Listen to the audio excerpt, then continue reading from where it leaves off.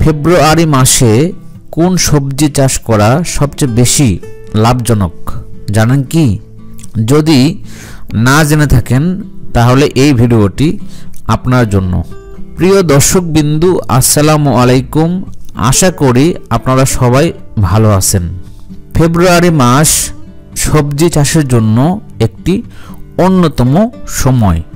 এ মাসে বেশ কয়েকটি সবজি চাষ করা যায়, যেমন শসা, করলা, চিচিঙ্গা, চাল কুমড়া, ঝিঙ্গা, ঢেঁড়স, কাঁকরোল, পেঁপে, তরমুজ, পুঁই শাক, ডাঁটা শাক, কলমি শাক ইত্যাদি। এসব সবজির ভিতর কোন সবজি এ মাসে চাষ করা বেশি লাভজনক? চলুন আজ আমরা এই ভিডিওতে এই বিষয়ে বিস্তারিত জানব। এই ভিডিওটি বর্তমান দেশের পরিস্থিতি ও পরিবেশ অনুযায়ী তৈরি করা হয়েছে। যেহেতু ফেব্রুয়ারি মাসে গরম আবহাওয়া শুরু হয়ে যায়, তাই এ মাসে সবচেয়ে বেশি যে সবজির চাহিদা হয় তা হলো শসা।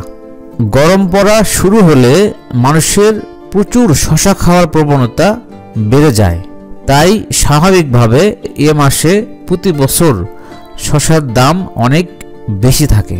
এছাড়াও এবছর রমজান শুরু হবে মার্চ মাস থেকে। রমজানে আমাদের দেশে প্রচুর শসার চাহিদা হয়, তাই স্বাভাবিকভাবে বলা যায় 2024 সালের ফেব্রুয়ারি মাসে শসা চাষ করা বেশ লাভজনক হবে। এছাড়াও আরও একটি সবজি চাষ করে বেশ ভালো লাভবান হওয়া যায়, আর সেই সবজি হলো বেগুন।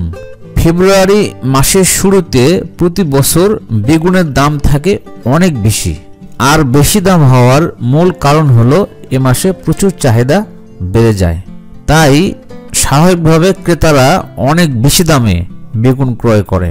এছাড়াও ফেব্রুয়ারি মাসে বেগুন চাষ করলে সেই বেগুন মার্চ মাসে রমজানের কারণে অনেক বেশি দামে বিক্রয় করা সম্ভব হবে।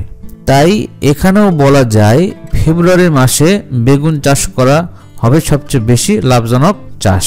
তাহলে এই ভিডিওর মাধ্যমে আমরা জানলাম ফেব্রুয়ারি মাসে কোন সবজি চাষ করা সবচেয়ে বেশি লাভজনক।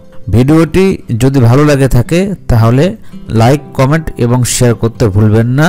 এই ভিডিও সংক্রান্ত আপনার কোনো মতামত থাকলে কমেন্ট বক্সে কমেন্ট করুন। সবাই ভালো থাকবেন। সবাইকে আগামী নতুন একটি পর্ব দেখার আমন্ত্রণ জানিয়ে আজকের পর্ব আমি এখানে শেষ করছি। আসসালামু আলাইকুম ওয়া রাহমাতুল্লাহ।